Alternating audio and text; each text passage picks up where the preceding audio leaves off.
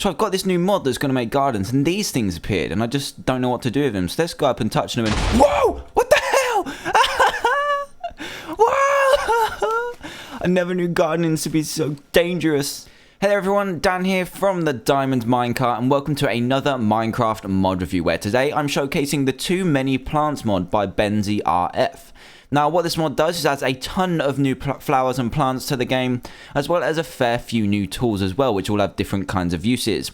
So let's face it, Minecraft's plants are pretty awful, but this mod gives you some flowers to be excited about, so let's get looking into them.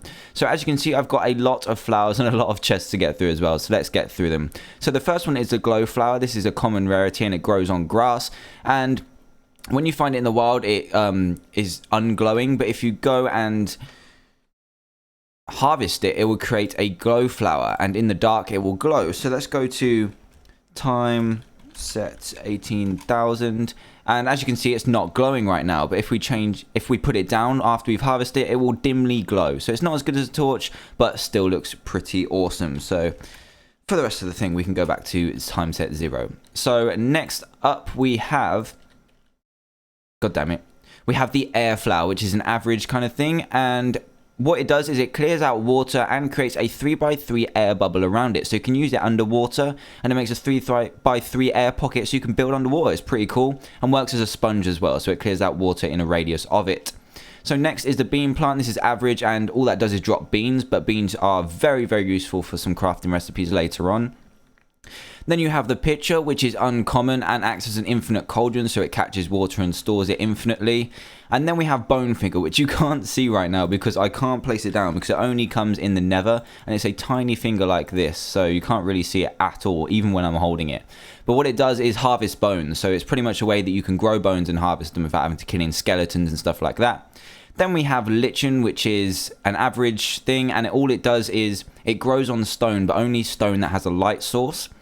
And it is very flammable, and you can cook it to make a special thing later on. So moving on to this pretty amazing block, and it's blocking the sign actually. It's called Creepara. It's rare. Obviously it looks like a creeper, and what it does is it explodes when you try and mine it. But if you give it gunpowder, which is pretty cool, it spreads across the leaves. So you find this behind leaves in trees, so you could find it in that tree in the middle over there. And if you gave it gunpowder, you could eventually turn that whole tree into Creepara and then explode it. So that'd be cool. I will explode it at the end of the mod review, but not quite now.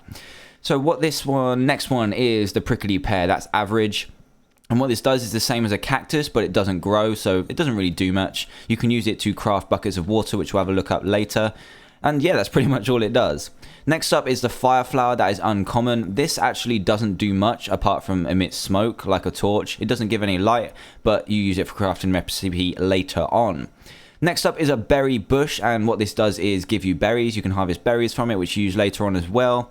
A lotus, you can harvest lotus flowers from, which you can also use later on. A lotus blossom, not lotus flowers.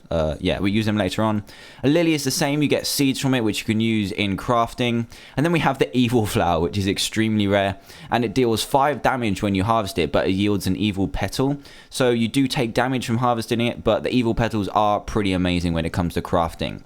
So the last one that is introduced into this Too Many Plants mod is the chill spike, and this mod actually introduces frozen netherrack, which appears in the nether.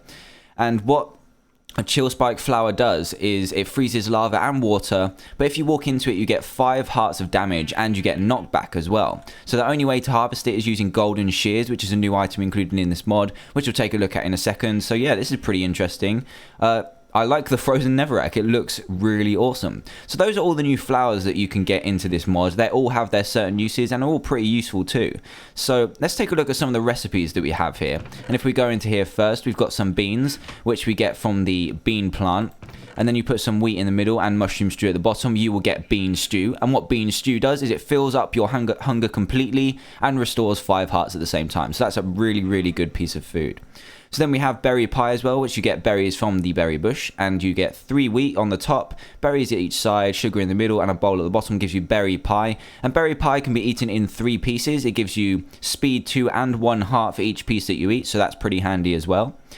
And then we've got the evil flower petals. So the price that you pay for getting these evil flowers is 5 hearts. So you need 9 of them, which is a lot of hearts. So you're going to have to take a lot of pain to get these. But if you put 9 of these into a crafting table, you get magic powder. And if you put that magic powder with one of the beans from the bean plants, you get a magic bean, which I'm just going to grab because these are awesome. I'll show you what they do in a second. Yeah.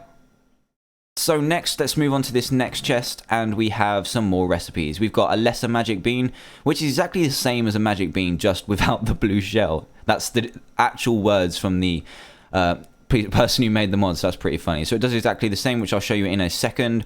And to make that, you have golden nuggets surrounding a normal bean. The one underneath is lily seeds, which you get from breaking a lily. You put golden nuggets all the way around it, and lily seeds in the middle. You get gilded lily seeds, and what you do is you plant these and wait for them to grow. And when they grow and you harvest them, it drops an old golden ingot. So it's a good way to get gold pretty fast. And these things on the end, the last crafting recipes, are really funny. These ones, you get fire flower and air flower. You harvest them, put a stick underneath, and you get the fire launcher and the rain stick. So I'll show you what these do right now. So what I've also had to grab is some fire charges, because that's what the fireball launcher uses. I can't remember what it's called. What's it called? The fire launcher uses to fire fireballs. So if you right click, it will fire a fireball, which is pretty cool. Is there anything we can shoot? Come on, there's got to be something we can shoot. I could hear a sheep earlier.